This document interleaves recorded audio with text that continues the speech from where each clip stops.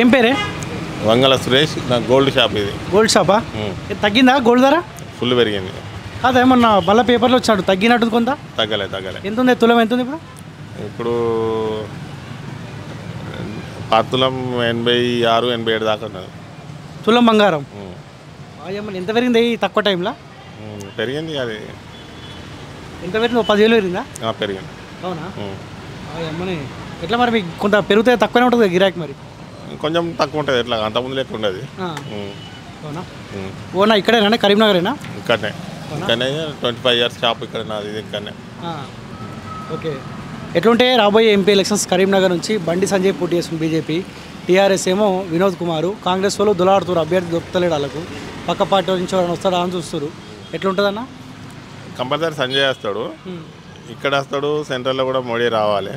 అట్లా వస్తేనే మంచిగా ఉంటుంది. బీజేపీ ఎట్లా మొత్తం ఫామ్ అయిపోతుంది. ఇప్పుడు యాక్చువల్గా పాకిస్తాన్ డివైడ్ అయిపోయారు. ఆ టైంలో డివైడ్ చేసారు. డివైడ్ చేసినప్పుడు భారతదేశం అనేది హిందూ దేశమే కదా. ఈ కాంగ్రెస్ వాళ్ళు ఏం చేసిందంటే మీరు ఇష్టం వచ్చిన వాళ్ళు ఓన్రి, ఇష్టం లేని వాళ్ళు ఇక్కడ ఉండుర్రి అని. అట్లాంటి వాళ్ళు ఇప్పుడు వాళ్ళు ఇప్పుడు ఇక్కడ పాగా వేసారు. ఇప్పుడు అట్లాంటప్పుడు ఎట్లా నడుస్తుంది? అక్కడ నువ్వు అన్నదమ్ములు ఆస్తులు పంచుకున్నప్పుడు వాళ్ళు వెళ్ళిపోవాలి అంతే. అది అందులో ఇంకోటికి హక్కు ఉండదు. అట్లాంటప్పుడు కాంగ్రెస్ వాళ్ళు వాళ్ళకు కూడా హక్కు కల్పిస్తున్నారు అన్నట్టు. అట్లా ఏం చేసినా 5 ఏళ్ళ నుంచి ఆయన సిట్టింగ్ ఎంపీగా బండి సంజయ్ కొనసాగుతా ఉంది కదా, ఏమైనా పనులు చేసిండా? మస్తు చేసిండు. ఏం పని చేసిండు? పంపిస్తాను నేను. చెప్పొచ్చు కదా, 2-3 చెప్పొచ్చు కదా. అన్నీ ఇప్పుడు అన్ని సెంట్రల్ గవర్నమెంట్ ఉన్నాయి కదా స్కీమ్స్ అన్నీ, అవన్నీ పట్టుకుని వస్తాయా? బీజేపీ వాళ్ళు ఏమంటే జై శ్రీరామ్ అంటారు, జై మోదీ అంటారు, జై బీజేపీ అంటారు. కానీ జై శ్రీరామ్ అంటే ఉద్యోగాలు వస్తాయి. యూపీలో చూడుకో మొత్తం ముస్లింసే సపోర్ట్తో గెలిచిండు గవర్నమెంట్ యూపీలో. మరి అక్కడ వాళ్ళకు ఇప్పుడు ట్రిపుల్ తలాక్ చేసిండు. ప్రతి ఒక్క లేడీస్ కూడా బీజేపీకే ఓటేస్తాను.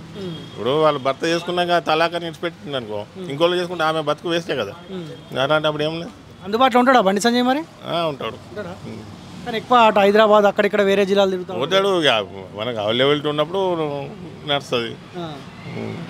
ఒక్కొక్కసారి అంటే మనం ఎవరి వృత్తి వాళ్ళు చేస్తాం, తప్పు చేస్తాం. ప్రస్థానం మొత్తం ఇక్కడ కరీంనగర్ నుంచేనా? కార్పొరేటర్గా కరీంనగర్ నుంచి.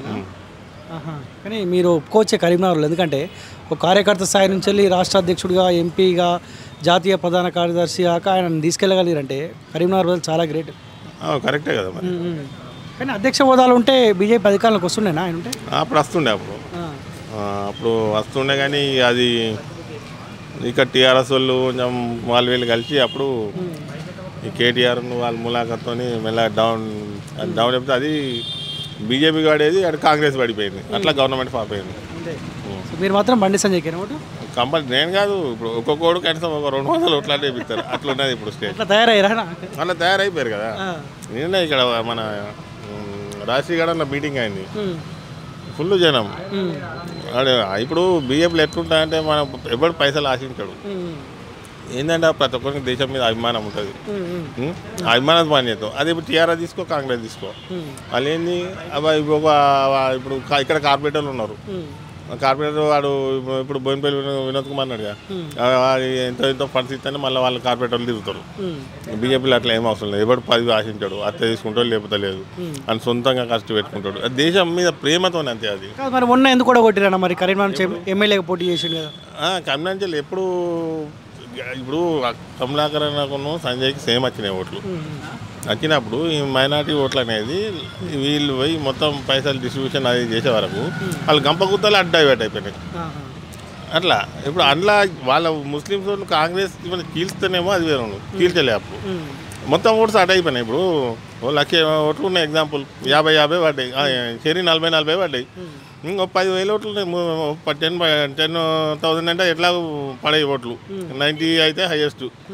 ఆ 10% అనేది మొత్తం వన్ సైడ్ అయిపోయింది.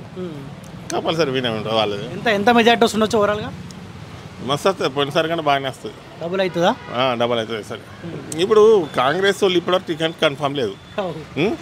వాళ్ళు ఎప్పుడు క్యాన్సిల్ చేస్తారు? మీరు ఎంత టైం ఉన్నది? ఇప్పుడు టైం లేదు.